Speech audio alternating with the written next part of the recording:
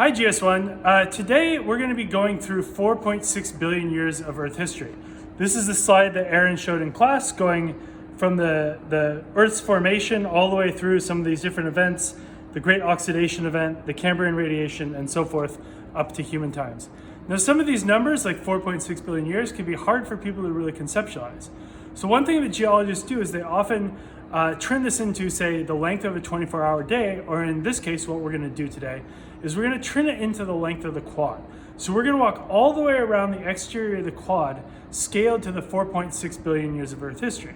And in some sense, this is kind of a blunt instrument way of showing just how late in Earth history certain things like animals and humans really are, because you'll see how far it's taken us to walk to get to those points. But we're also going to talk about a bunch of interesting things in Earth history and how the Earth system has evolved up until that point.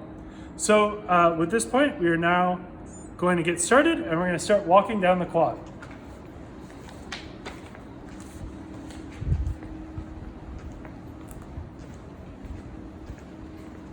All right, just a little bit. We're now actually at the point where we see some of the first evidence for the formation of the Earth's crust in the form of those little zircons that are contained within sandstones.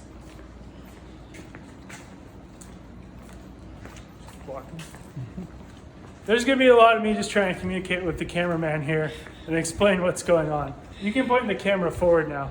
Just to orient people again where we started right outside of Geo Corner, where we would normally hold this class. And so as we're walking, we can try to walk fast. And then if I'm not saying anything, you can actually just point it forward. Okay.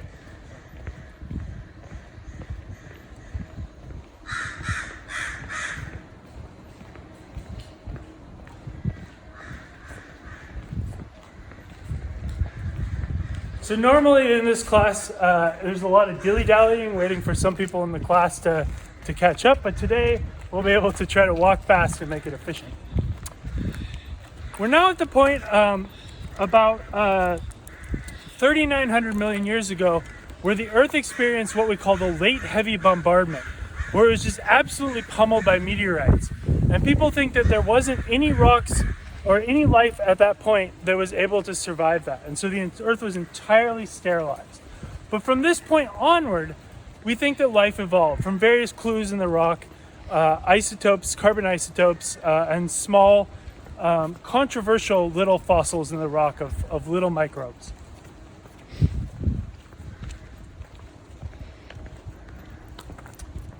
Okay, we're now up to the point where we see the first ancient rocks, some of these ancient rocks that Aaron talked about up in Northwest Canada and places like South Africa, the first actual oldest rocks that we have. So those zircons that we found before were actually ancient crust that was then eroded into sandstones, as opposed to these rocks that we actually find in places like Northwest Canada.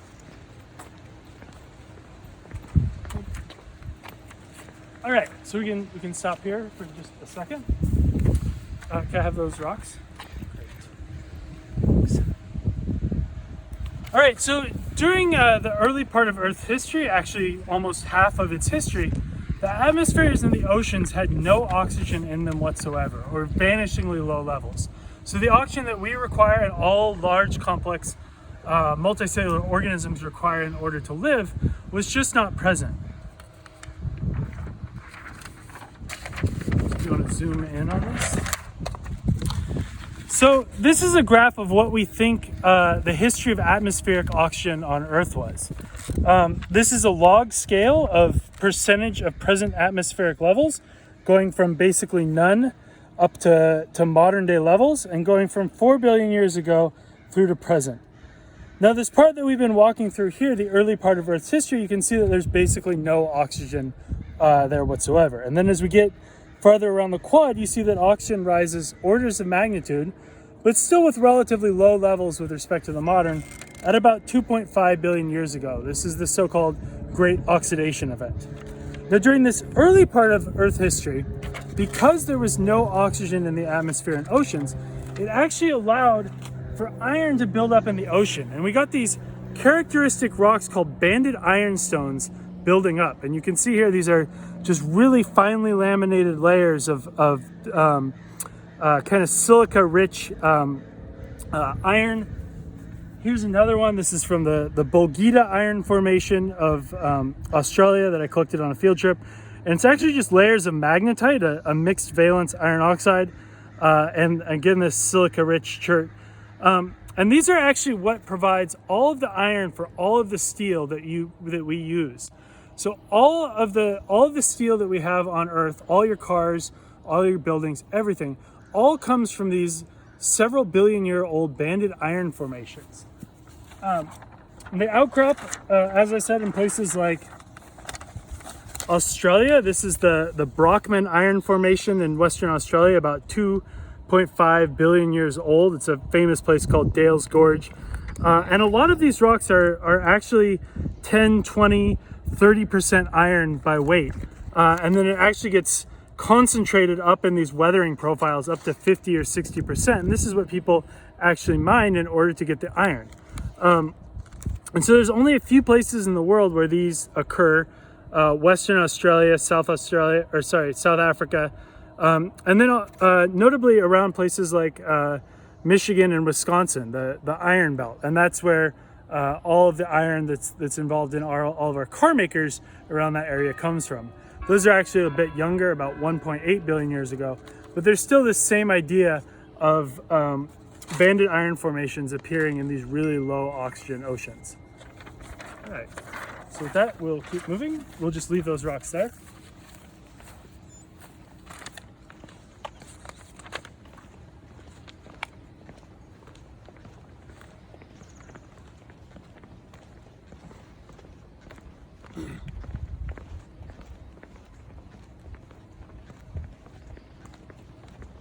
So those rocks that we see there, those banded iron formation, those aren't anything that we see today. So these uniformitarian principles that we talked about in terms of how we interpret sedimentary rocks, it makes these older rocks really hard to understand. But just because we have some of those weird rocks like banded iron formations, a couple other weird rocks, we're actually just about to get up to a point once we cross this corner of the quad where we get to a point called the Witwatersrand gold deposit. It's one of our major sources of gold on Earth. It also has little bits of detrital pyrite and detrital uranium, which under today's oxidizing atmosphere would just kind of oxidize and disappear.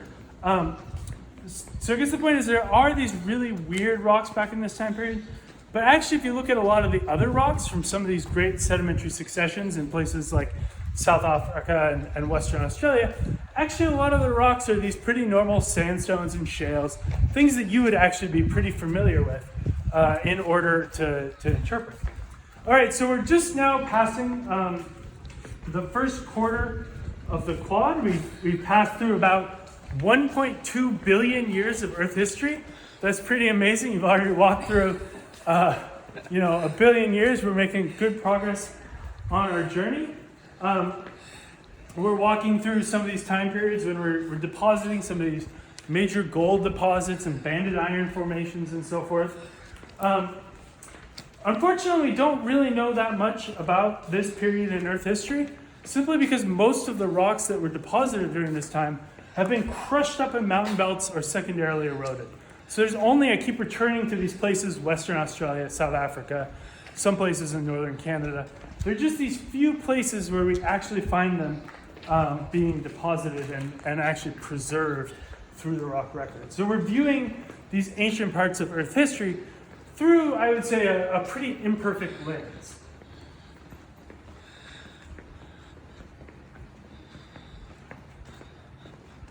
So we're now ticking through the 2 billion year part of Earth history, getting down into, say, 2.8, 2.7 billion years ago. We're just about to now pass this bisector into the quad. So if you want to just film up that way, that's up into the quad.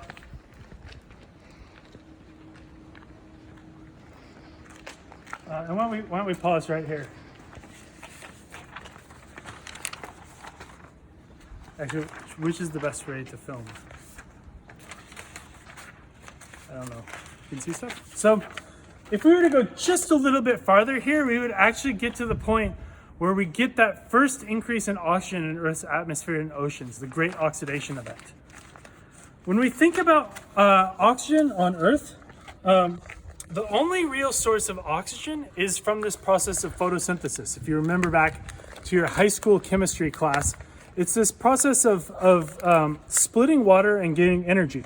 And so if we were to actually look at the chemical reaction here that various plants and algae and cyanobacteria are doing, they're taking water and CO2 and light, and they're undergoing the photosynthetic reaction, and they're producing organic matter, which we summarize here as CH2O, and oxygen. Now what happens is if we're able to bury this organic matter, we're able to actually have that oxygen go out into the Earth system and oxygenate it. And this burial of organic carbon is really important. So we can think about respiration. If you just ate a big meal, that's what your tummy is doing. You're taking that CH2O, you're combining it with oxygen, you're burning it, and you're releasing water, CO2, and energy. So most of the organic matter that's produced in the modern world is actually just back reacted through this respiration process. So it's being destroyed just as fast as it's being created. But if we can bury a little bit of this, we can allow this free O2 to then accumulate in the Earth system and oxygenate it. And that is what we believe happened at this point 2.5 billion years ago, where we have this major increase in atmospheric oxygen, and we come into an Earth system that's much more similar to what we think we have now in many ways. Unfortunately, we know that oxygen increased orders of magnitude at this point. We see the disappearance of certain rare sulfur isotopes. We see the disappearance of these really wacky detrital pyrites and uranonites that we talked about in the Witwatersrand gold deposit. So we know this happened here, but like many things in Earth history, we know something happens, but we might not actually know why it happens. So ultimately, we know that the oxygen came from this process of photosynthesis, but there's big debates of whether photosynthesis itself evolved right at this point of 2.5 billion years ago, and that's what actually kicked off the oxygenation of the Earth system, or whether actually photosynthesis evolved much further back in Earth history, and there was, say, a flux of reductants, so iron into the oceans, or various reduced gases from volcanoes that caused that oxygen that was being produced to basically get sopped up and not be able to accumulate in the atmosphere and ocean. So we know oxygen increased at this time. We unfortunately don't know why it happened. And this is something we'll come back to, say, with the Cambrian radiation, almost any other event. We have a much better sense of what happened than actually why it happened. So with that, we will keep walking into our new oxygenated atmosphere and ocean.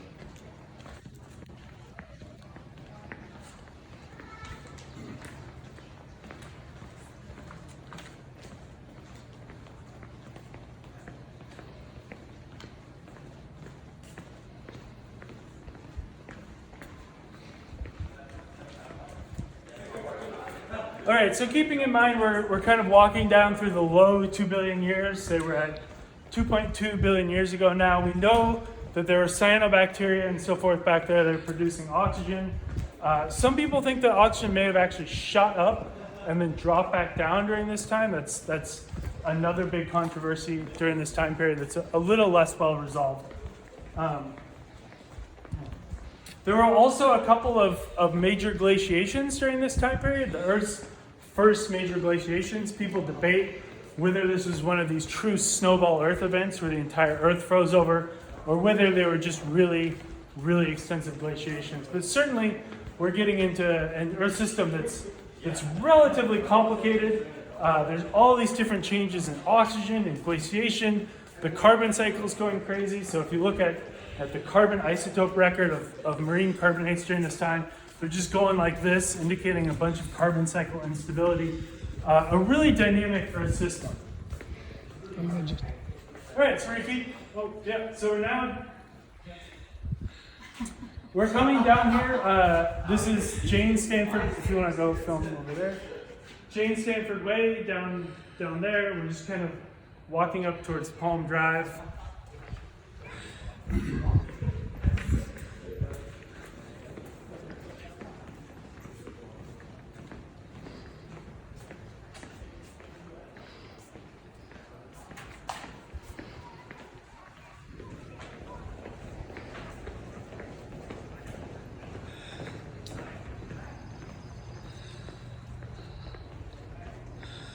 we go down there and film real quick?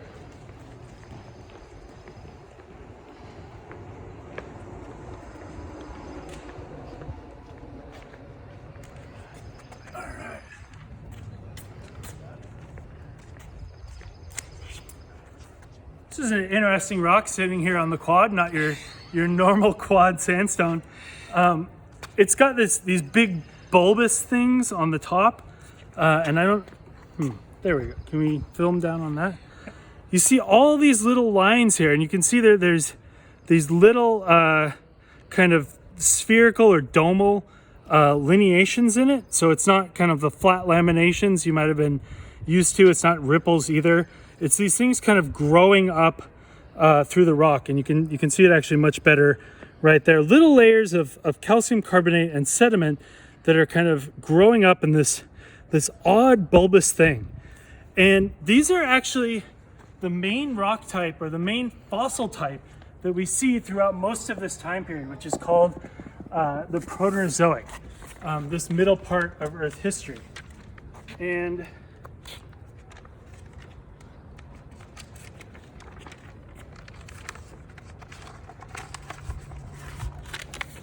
we actually still see these today. Can you see that? Where do you want me to go? Right there. Okay. We actually still see these today in some really weird lagoonal type settings. This is a place called Sharks Bay in Western Australia. It's kind of an anomaly that the one analog that we have of these ancient rocks is actually occurring in Western Australia and not too far from our best, oldest rock record itself. But that's just a random ironic fact.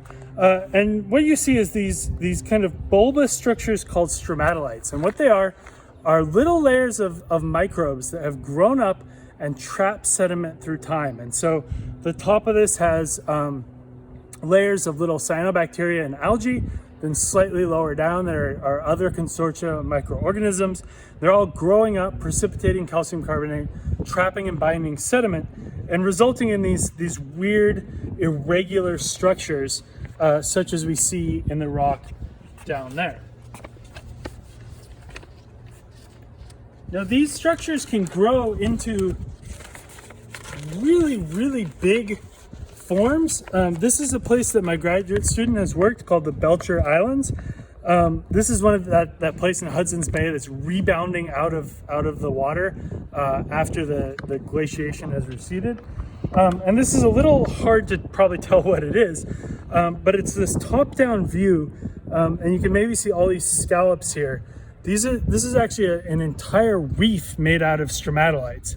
And my student has gone around and mapped this reef all over the Hudson's Bay area, and it appears to be this stromatolite reef that is probably equal in scale to something like the Great Barrier Reef today. So truly massive structures, lots of relief on them, actual reefs, but they're entirely formed of microorganisms. No multicellular organisms whatsoever. And this is, in fact, the characteristic feature of the Proterozoic rock record, which is there's plenty of evidence for life, plenty of evidence for photosynthesis, but there's no large organisms and there's no multicellular organisms. It's all unicellular life. And in fact, we're not gonna see any evidence for either large things or multicellular things until we get all the way down around that last corner of the quad. So very late in Earth history. So keeping in mind we're about 2 billion years through Earth history now, 2 billion years from the modern, so about 2.5 billion years through Earth history. The other thing to point out here is that these rocks from the Belcher Islands actually have the first cyanobacterial fossils in them. And those are the organisms that are using photosynthesis and producing oxygen on Earth. Now, some of you might be thinking, well, that's a little strange. We heard way back there at 2.5 billion years ago that's when we start producing oxygen, or at least when we start oxygenating the atmosphere and oceans. What the heck was producing it? And clearly, as far as we know, it was cyanobacteria and other photosynthesizing organisms. Yet we don't find any fossils until we actually get to this point in Earth history. And this brings up a really important point about the fossil record, which is actually pretty imperfect. And Charles Darwin famously wrote that he viewed the history of life on Earth as a history imperfectly kept. So he said it was like trying to read I guess a multi-part volume, but of that multi-part volume you only have, or a multi-part series, but you only have a couple of volumes of it. Of those volumes, you only have a couple of chapters, and of those chapters, you're missing a bunch of pages. And so when we're trying to understand these patterns in the history of life, it's worthwhile to keep in mind that you can't take everything that you see in the fossil record at face value. And this, in fact, will be the focus of your final lab in Earth history, is trying to understand the confidence with which we can understand the rock record. And this is actually what paleontologists spend a ton of time worrying about, is are these patterns we think we see actually robust, or are they something like a preservational artifact?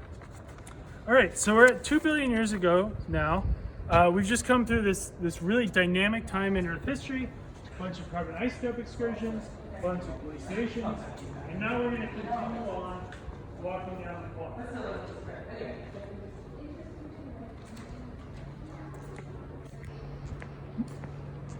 Leaving that there. Yep.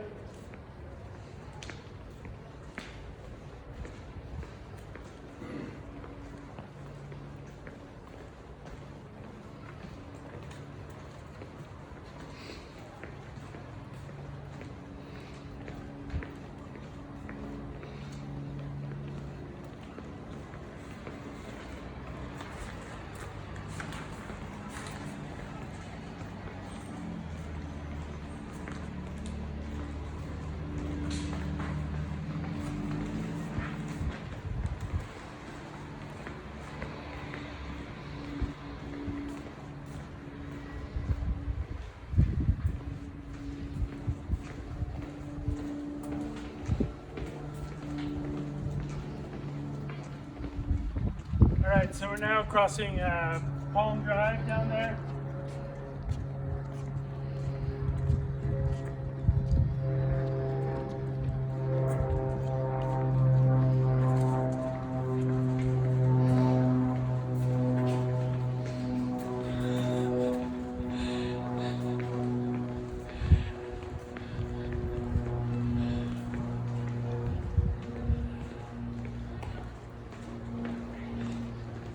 Is anyone bored yet? It seems like we've been walking for a long time and I haven't been saying anything. We've just been walking. And in fact, that's true. We're actually walking through a time period that's actually called the boring billion. And I have to go to a bunch of conferences where almost every talk someone makes a joke of how boring was the boring billion. And then try to argue about whether it was boring or not, whether it was more exciting than I think it was. But an interesting thing is, after walking through that really crazy time with all those carbon isotope excursions, glaciations and so forth, changes in atmospheric oxygen, things appear to be relatively steady from about 1.8 billion years ago through to 800 million years ago. And while it may not be the most boring time ever, it's certainly, with respect to what came before and what came after, a relatively quiescent time. There's big questions about how you actually enter this period of stability. There's all sorts of questions about nutrients in the ocean and so forth, and how we end up with this really stable period.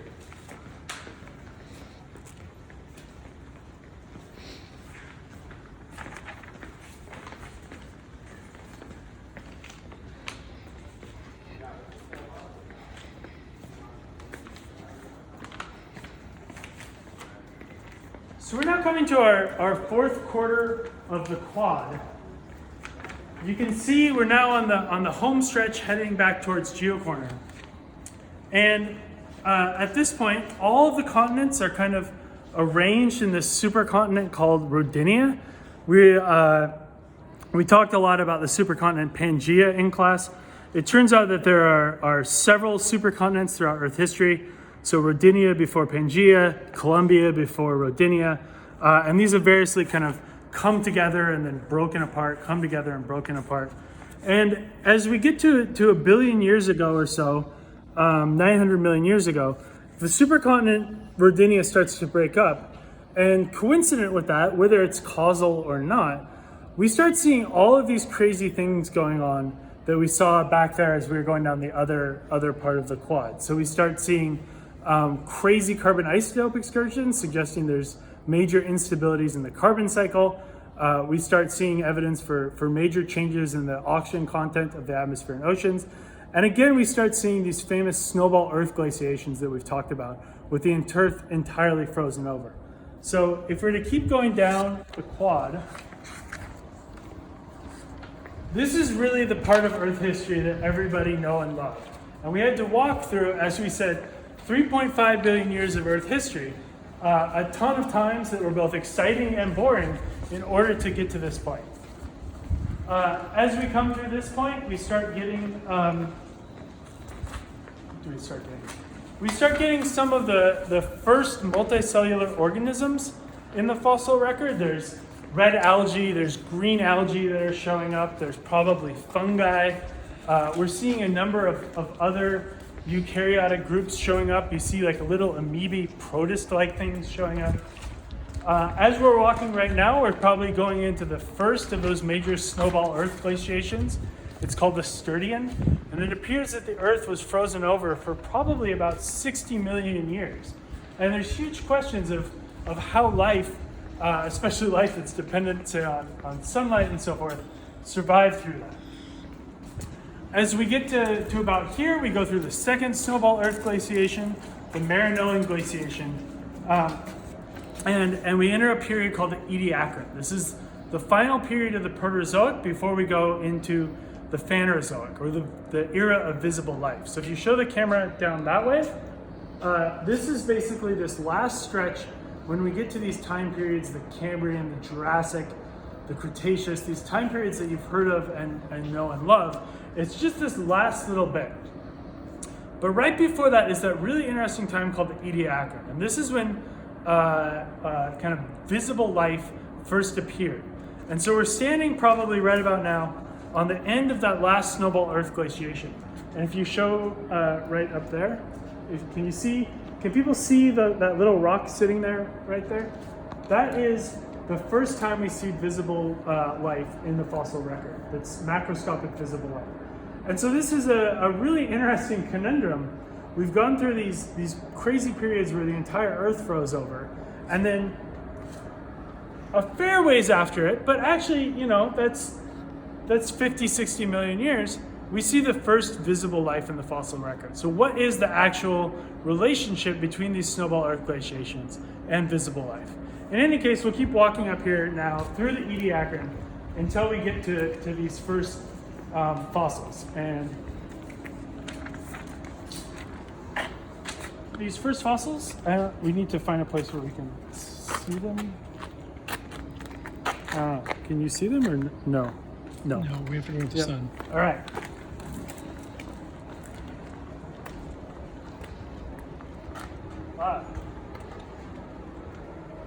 There's actually really good light right now. In order to find these fossils, we spend a ton of time trying to. There's basically a few windows at the end of the day where you get this good side light and get shadows and are actually able to see them. You can probably see there's this little embossed disc there. What is it? Turns out we don't really know, but it's the first large thing in the fossil record, and a couple other things next to it. You can see a couple of other little discs. We call them aspidella on this slab. This is from Newfoundland about 570 million years ago. So these things are showing up. They're very simple. We don't really know what they are. Some of them might be animals, some of them aren't, but they're certainly there and in the fossil record in a way that life simply wasn't for the last 4.1 billion years of Earth history. So that's pretty crazy. All right, so we'll now go back to our timeline of the Cambrian explosion.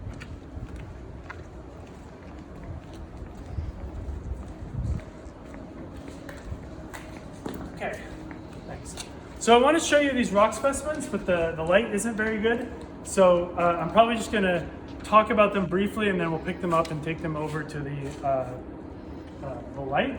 So 570 million years ago, this is when we first start seeing some of these weird Ediacaran fossils in the rock record. We go forward and eventually we get kind of towards the latest Ediacaran and into the Cambrian. we see little scratches that are unequivocally made by animals in the fossil record. And I'll bring this out there because it's a really cool specimen. It's actually Cambrian in age, but it's one of my favorite specimens, so I wanted to show it. We go a little bit farther, we get the first shelly fossils in the fossil record. I'll show you what these are. They're actually super underwhelming. And then as we get even farther into the base of the Cambrian, we start seeing actual shelly fossils like trilobites that we all know and love. So let's just go out here in the sun for a second. All right, so we'll start first with, there we go. So what this is a trace fossil that an animal has made in the sediment. And it's actually something like a modern shrimp or something that has kind of burrowed into the sediment with its little biramous appendages. And you can actually see the little scratch marks here as it's burrowed down. And then this here is probably another little worm burrow. And these trace fossils are some of the first evidence that we have for animal life in the fossil record. We go just a little bit further and we see, if you can even see this at all, there are all of these little blebs, phosphatic blebs in the rock. Paleontologists have creatively named these small shelly fossils.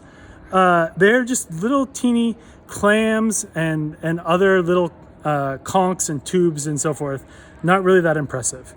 But then when you go another 10 million years or so, you start getting things like brachiopods, or this slab. This is from the Wheeler Formation out in Utah.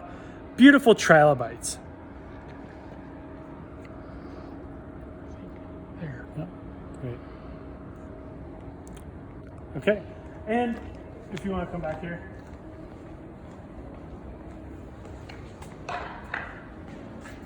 What's so interesting about the Cambrian explosion is, if you can just film me back here.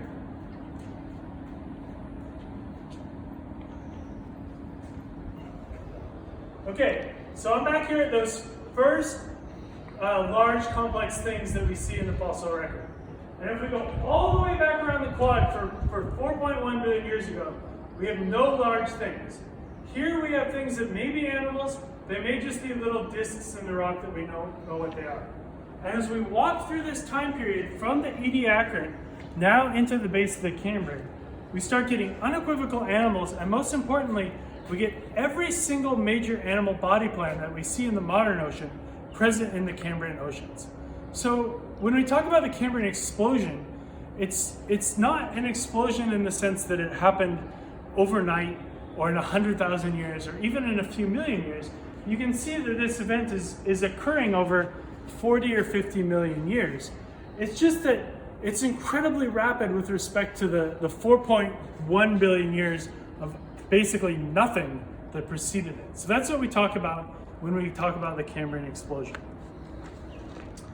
We're now going to move on. We're now in the Phanerozoic. We're in this time period, the era of visible life. We get to here and we actually see one of the first major mass extinctions in Earth history. So now that basically we have animals are going to start going extinct.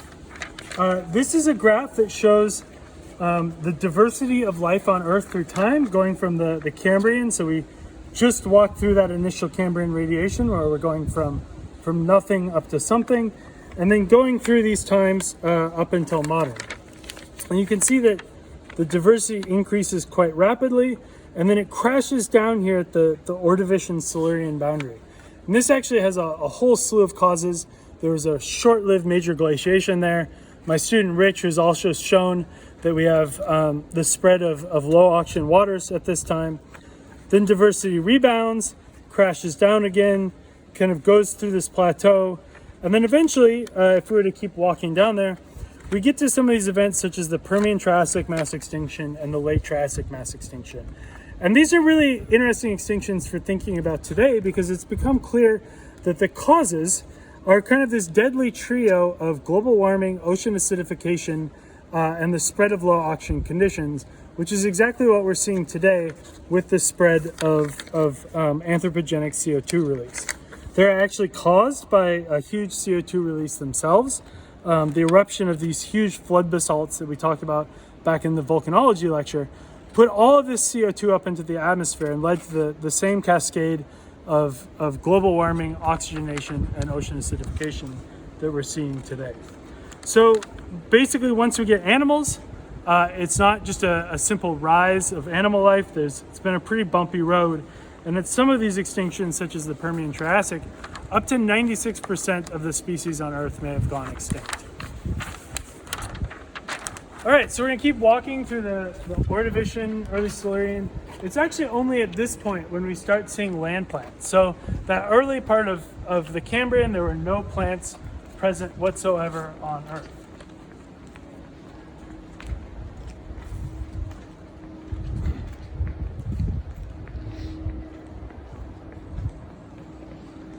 Here we go through that second Pangaean supercontinent,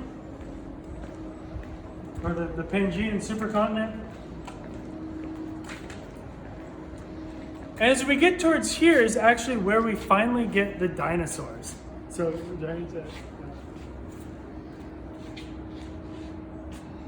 we finally get dinosaurs appearing. Now, in any other year, what I do actually is we get, I don't know if you've seen those big inflatable T-Rex costumes. We actually get Aaron to put on the T-Rex costume and dance along with us as we're going down this part of the quad, which is kind of a fun way to end our geological timescale tour of the quad.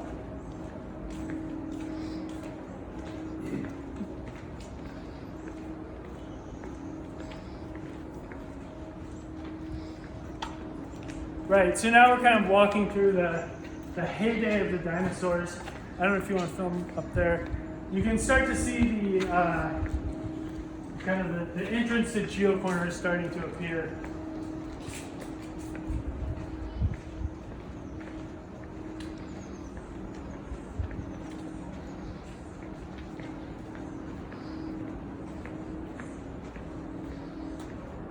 And then we get to here. And then basically on a Tuesday afternoon, geologists always say this happened on a Tuesday afternoon, I don't know who picked that. The meteor came from the sky and wiped out the dinosaurs. Usually we actually have a it doesn't really matter. We usually have a graduate student come running down the hillside and we take a big exercise ball and we cover it with streamers. And we have him throw it at Aaron and then Aaron gets hit by the meteor and falls over in his dinosaur costume. I don't know. One of the highlights you of the had to course be for there. me. Had to be there. Right, and so, but in contrast to some of these other mass extinctions, such as the Permian Triassic, which probably occurred on a time scale of several tens of thousands of years, this is something that we think happened basically in the blink of an eye, geologically speaking. And from here on out, it's a little hard to see, but right down where the doorway is right where we started. And this is really where mammals started to take off. So when dinosaurs were ruling the earth, mammals were all really small. They just kind of lived underground. They weren't able to get a foothold. And it was really the extinction of dinosaurs right here that allowed the mammals to rise up and take over many of the ecological niches that were previously occupied by dinosaurs. So you can see just how late in Earth history really mammals, our lineage is. And as we get to this very final stage, it's super apparent what a small part of Earth history humans occupy. So here, back about 7 million years ago, can you see to the end? Yep. 7 million years ago, this is when humans split from our closest relative, the chimpanzee. We go forward just a little bit of time, Australopithecus. What's the actual number? Okay. I'm not an expert on human evolution, but 2.8 million years ago is when the genus Homo, so we're Homo sapiens, so when our genus arose.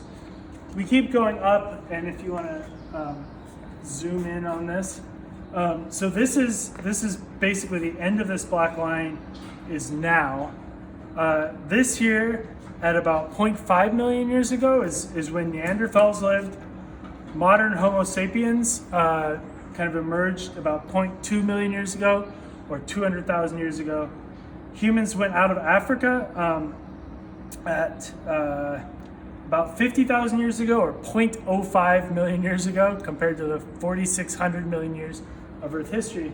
And basically all of human history, we think back to antiquity, the pyramids, all of human history is kind of within this last little bit. And everything we know is within the width of this Sharpie pen, compared to the entire length of that trip we just took around the quad. So really highlighting, how recent we are, how recent animals are, how much of our Earth's history had an entirely foreign anoxic ocean and atmosphere, and how this played into many things like the steel that we use in all our cars and so forth. So I hope this video comes out. I hope it's not too dark. I hope this was entertaining, and I look forward to chatting with you about it after lecture if you have any questions. Thank you.